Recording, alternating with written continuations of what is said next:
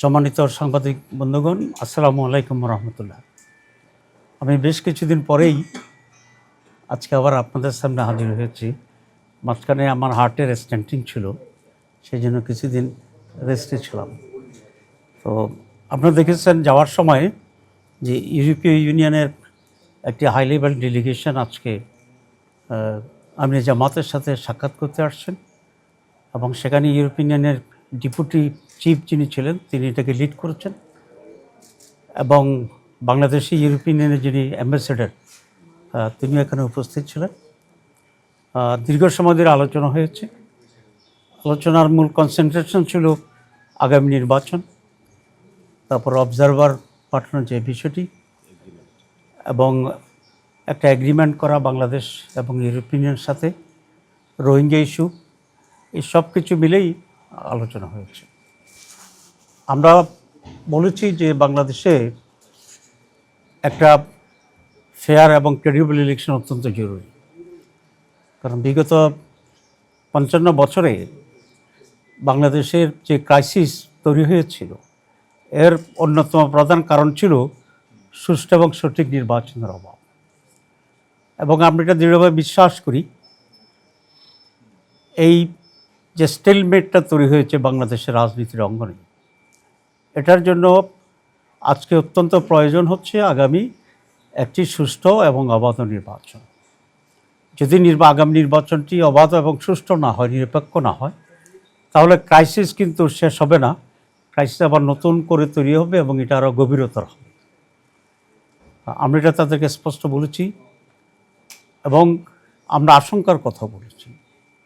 গত 1-2 সপ্তাহ ধরে বাংলাদেশে সরকার এবং আমাদের ল এনফোর্সিং অথরিটি যারা আছে, ইনক্লুডিং সেনাবাহিনী, যেভাবে একটি বিশেষ দলের প্রতি ঝুঁকে পড়েছে এবং প্রশাসন যেভাবে একটা দলের আনুগত্য দেখাচ্ছে, এতেই আশঙ্কা তৈরি হয়েছে যে আগামী নির্বাচনটি কি আবার পাতানো নির্বাচন হবে কিনা, অতীতের নির্বাচনগুলোর মতো। আমরা মনে করি এর ধরনের পাতানো নির্বাচন বাংলাদেশকে ধ্বংসের দিকে নিয়ে যাবে। আমরা ইলেকশন কমিশন, গভর্নমেন্ট এবং অল আদার ইনভলভড অথরিটির কাছে আবেদন করি তারা যেন এখনই এ ব্যাপারে নিরপেক্ষ হয় এবং বাংলাদেশকে সেভ করার জন্য তারা ভূমিকা পালন করে। ইউরোপিয়ান বলেছে তারা হায়েস্ট নাম্বার অফ অবজারভার এখানে পাঠাবে, এবং বলা যায় এই নির্বাচনেই তারা বিদেশি পর্যবেক্ষক পাঠানোর জন্যে তারা এগ্রি করেছে এবং বাংলাদেশে করেছে, কারণ এর আগের নির্বাচনগুলো আসলে পার্টিসিপেটরি ছিল না। আমরা বলেছি আমরা এটাকে ওয়েলকাম করি।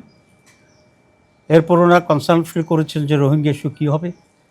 আমরা বলেছি আমরা যদি ক্ষমতায় যাই তাহলে আমরা সম্মিলিতভাবে দেশ এবং অন্যান্য বিদেশি যে স্টেক হোল্ডার আছে সকলকে মিলেই এই রোহিঙ্গার রিপ্যাট্রিয়েশন, তাদের সিকিউরিটি এবং সেখানে একটা ডেমোক্রেটিক রাইট এস্টাবলিশ করার ক্ষেত্রে আমরা ভূমিকা পালন করব আন্তর্জাতিক উদ্যোগের মাধ্যমে ইনশাআল্লাহ।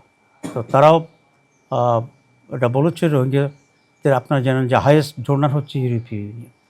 তারা বলেছে এক্ষেত্রে তারা অত্যন্ত অ্যাক্টিভলি এটার সলিউশনের জন্য তারা ভূমিকা পালন করবে, এবং তারা এটা আশা করেছে যে বাংলাদেশ আগামী নির্বাচনটি সুষ্ঠু হবে।